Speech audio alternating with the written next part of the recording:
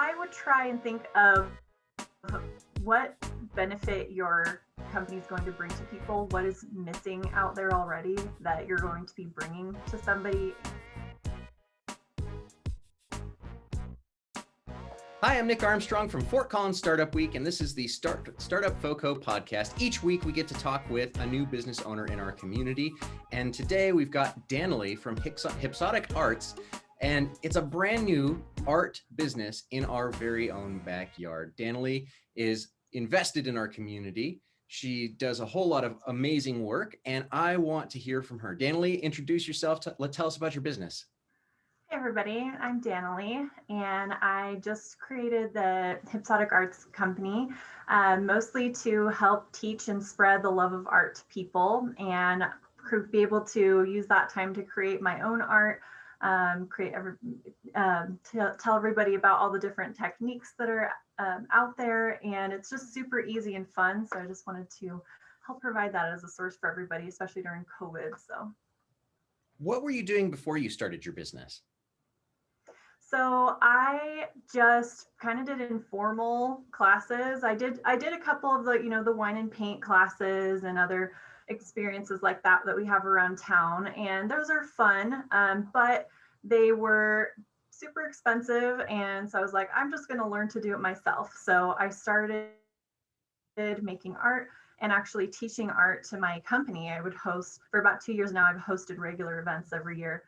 Where we all just got together and made a bunch of art, and it's turned out really well. It's so easy. And so I was just like, why can't other people do this? I kind of felt left out of the process a little bit when I did it at other places. They weren't teaching you as much. Even some places just like pour your paint for you, and you pretty much just get the part of putting it on the canvas and making a thing, but that's literally 2 minutes of work.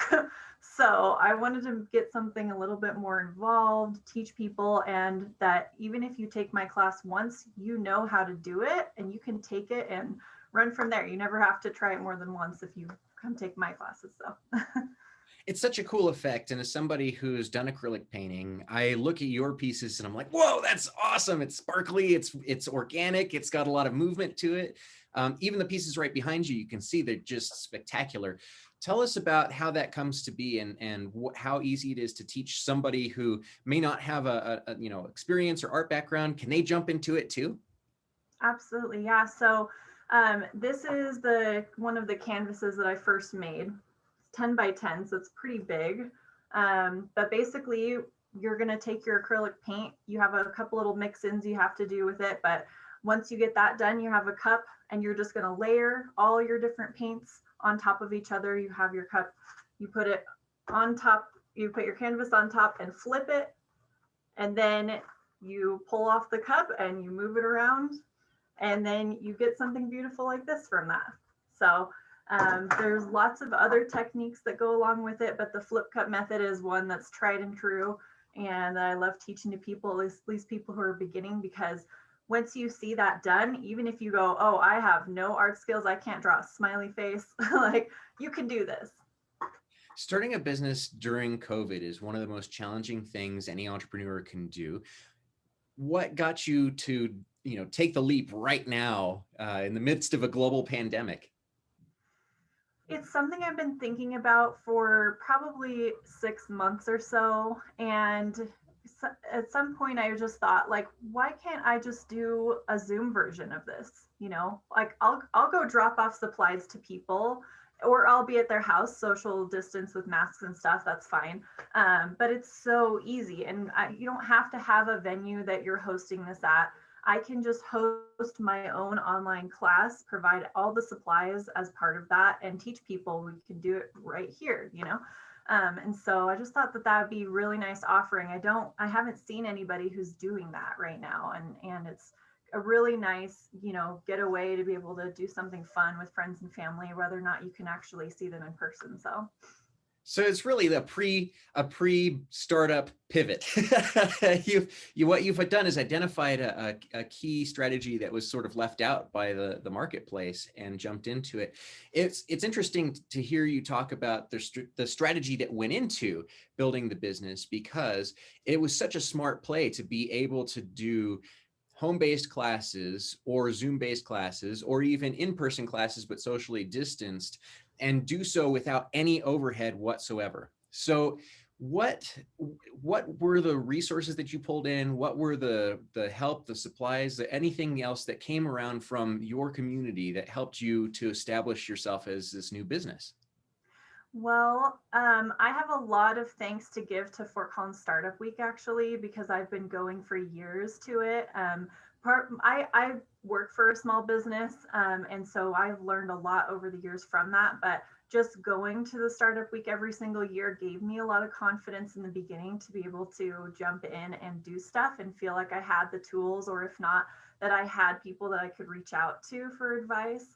And so that was one of the main contributing factors, I think, to me being able to do this, and mostly on my own. I'm a little bit tech savvy, so I was okay with the website and social media and all this stuff. I felt confident enough because of that. So, what have your first few? It's been about a month or two since you started your business. Tell me about what your first couple customer interactions have been like. What's the response from the community? The response from the community has been great, super positive. I haven't scheduled any art sessions yet. That's all right. I'm just taking my time. I'm actually going to be working on setting up a online event in March where it's just kind of a free for all. Anybody can decide to attend as long as they're local enough that I can drive and drop off supplies to them.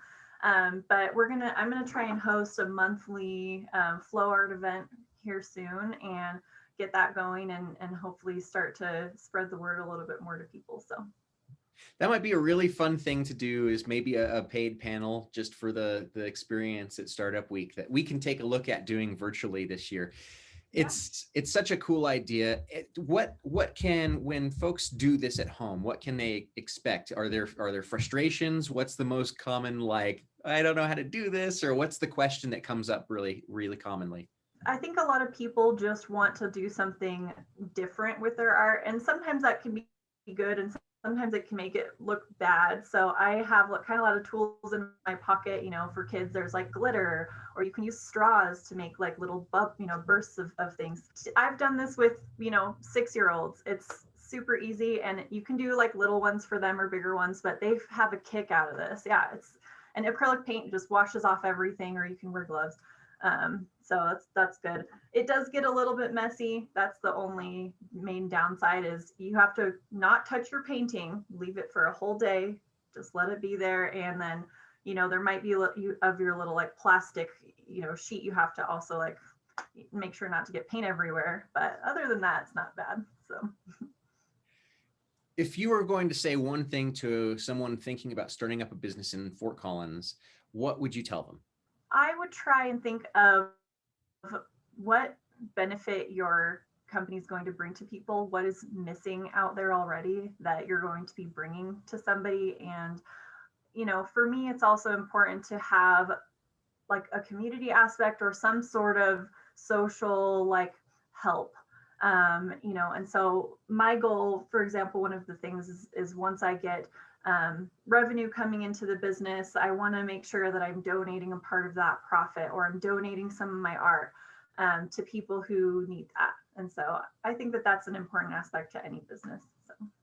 And that's really cool that it's baked straight into your business plan. What when it comes to starting this business, did you start it? Did you jump 2 feet in, or is this like a side gig that you are working into a full-time gig? What's the progression for you? That's a little bit up in the air. I feel like this is fun for me. I have my day job and this is fun for me. And I can't see myself getting tired of it. If it gets to the point where it blows up and I'm full-time, great. If I hire somebody, great.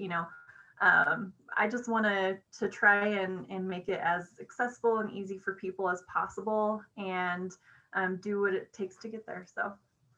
This is honestly one of my favorite times to connect with entrepreneurs, because it allows us to really see where you're going to head in the future. And when we check in about a year or so, the lessons that you've learned will have been so valuable to the audience and in a year from now that it's going to be a lot of fun. So I can't wait to see what you accomplish in a year and in 2 years and add this wonderful addition to our art scene in our community.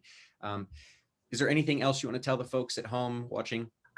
Just that you can go to our Facebook page. You can go to hypxoticarts.com, HYPXOTIC, different, it's Hypxotic, hypnotic, and exotic together, arts.com. And you can set up a reservation with me, with just you, friends and family, whoever wants to attend, and I'd be happy to work with anybody on making some new art. Awesome. Danielle, thank you so much for being here with us today. For more great information from local businesses, check out startupfoco.com and find those resources in your community to start your dream business right here in Fort Collins.